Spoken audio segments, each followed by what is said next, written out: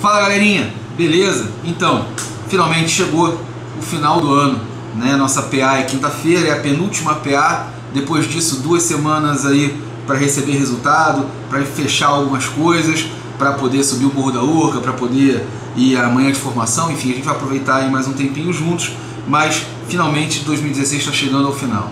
Nossa PA ela vai ser composta basicamente pela matéria de 2 unidades, a 7 e a 8, mas principalmente a 7. A 8 vai entrar só uma partezinha de vegetação, mas daqui a pouco eu falo sobre isso. Vamos lembrar aqui algumas coisas. Tempo e clima. Não pode esquecer, não pode confundir esses dois conceitos, eles são importantíssimos para a geografia. Né? Tempo são as condições momentâneas da atmosfera, quando você olha pela janela e observa os elementos climáticos, você vai olhar a umidade, você vai olhar a temperatura, você vai olhar a nebulosidade, e aí você vai entender como é que a atmosfera está naquele momento. De tarde pode estar diferente, à noite pode estar com outro jeito também. Enfim, então, condições momentâneas, tempo. Sucessão de tempos, né, conjunto de tempos ao longo de 1, 10 ou 30 anos vão determinar o clima. Né? Na verdade, tudo isso por conta dos fatores climáticos. Dependendo de onde esse lugar está na Terra, influenciado pelo que ele vai ser, eu vou ter um clima ou outro. Né? Então, por exemplo, se eu estou mais perto do Equador ou não, se eu estou mais perto do litoral ou não, se eu estou sendo influenciado por uma corrente marítima, o clima de um lugar vai ser diferente.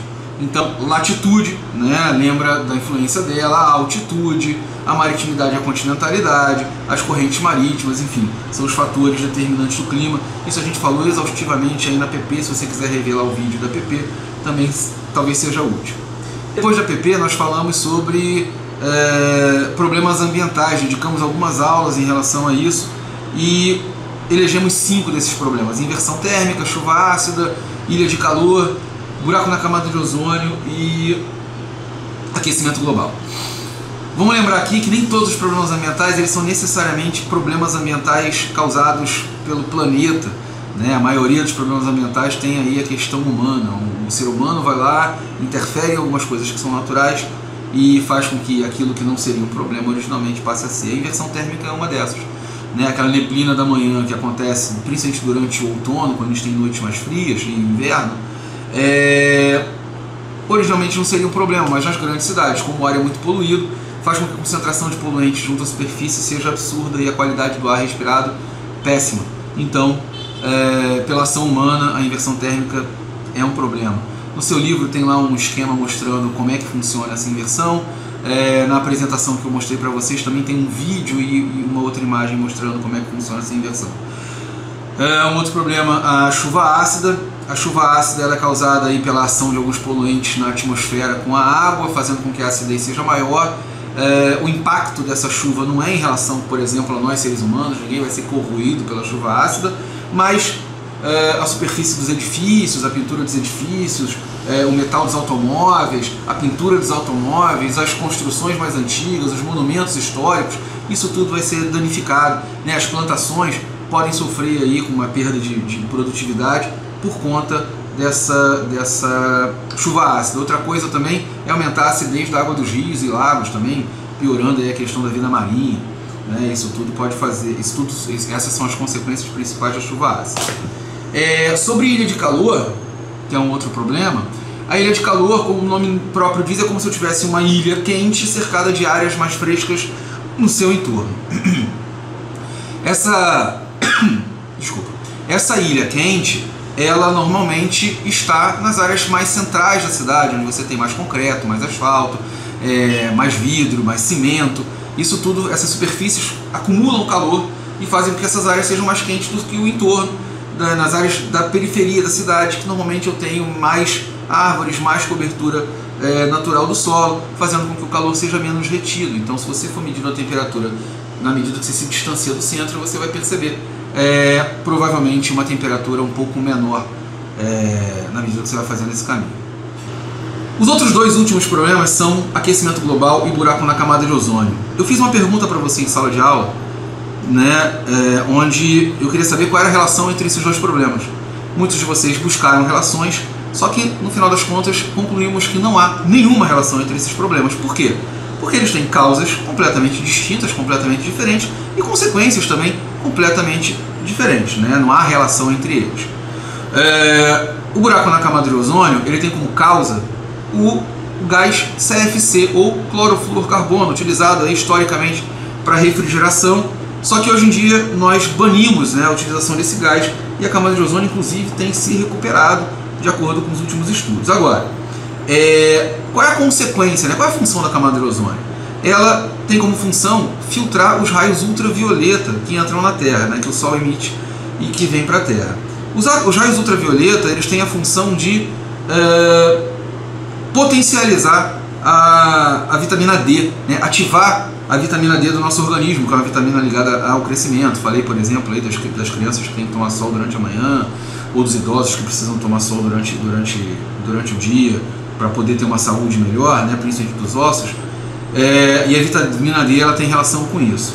Quando você diminui a camada de ozônio com gás CFC, o que acontece é que esse raio ultravioleta entra com mais intensidade, e aí você passa a ter maior incidência de câncer de pele, né? Esse é o grande problema da questão dos raios ultravioleta.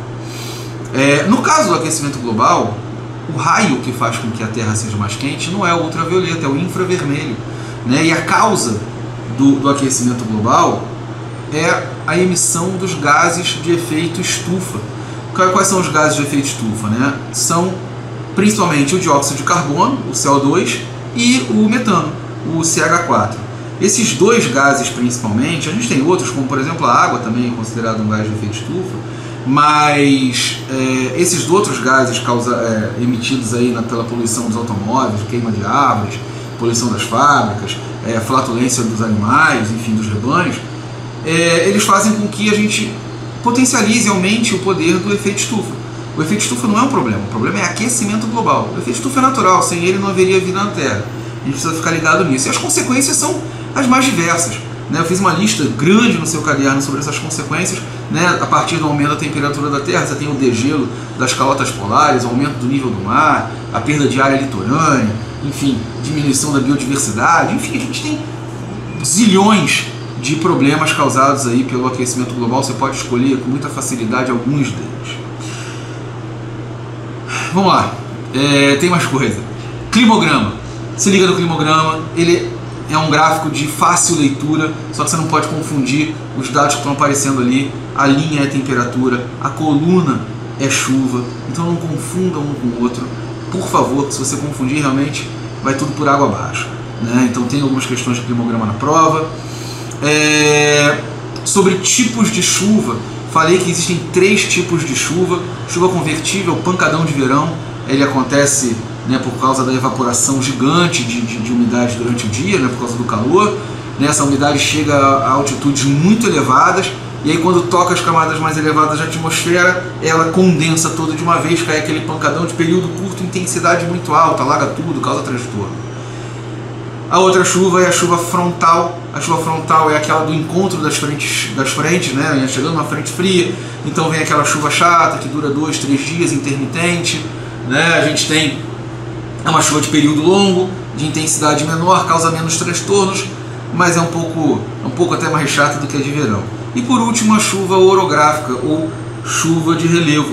É aquela que acontece por causa do relevo. Eu dei o exemplo do sertão nordestino. A gente tem ali o Planalto da Borborema, que faz com que a umidade ganhe altitude quando vem do litoral, por causa do planalto. Lá em cima ela condensa, porque a temperatura cai, e quando essa massa passa para o sertão, passa para o outro lado, ela já passa seca, então por isso não chove no sertão, ou chove pouco no sertão, e essa chuva fica concentrada do lado do litoral, né? Então essa é uma chuva causada pela ação do relevo, pela relação com o relevo.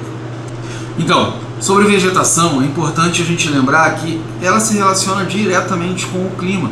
Então, cada clima tem o seu tipo de vegetação mais característico. Por exemplo, a floresta equatorial. A floresta equatorial, ela se cria, ela cresce num ambiente muito úmido, num ambiente muito quente, onde eu tenho o clima equatorial, né? A floresta tropical também, né? No clima tropical. A gente tem algumas que têm nome diferente, como por exemplo a tundra, né? E de início a gente não sabe do que é. Eu mostrei para vocês algumas imagens. Expliquei, a tundra é uma vegetação com raiz muito curtinha, que cresce muito rápido em alguns períodos em que o gelo não está cobrindo, por exemplo, o extremo norte do planeta ou o extremo sul do planeta, e aí essa vegetação de gramíneas e musgos acaba crescendo ali durante um pequeno curto período em que não há gelo. Por exemplo, a taiga ou coníferas, né, os famosos pinheiros, expliquei a relação lá com a neve vai se acumulando nos galhos, os galhos são flexíveis, enfim. Então só fica atento a essas relações, você não precisa se estender muito a isso, isso vai ser cobrado de forma muito superficial na prova.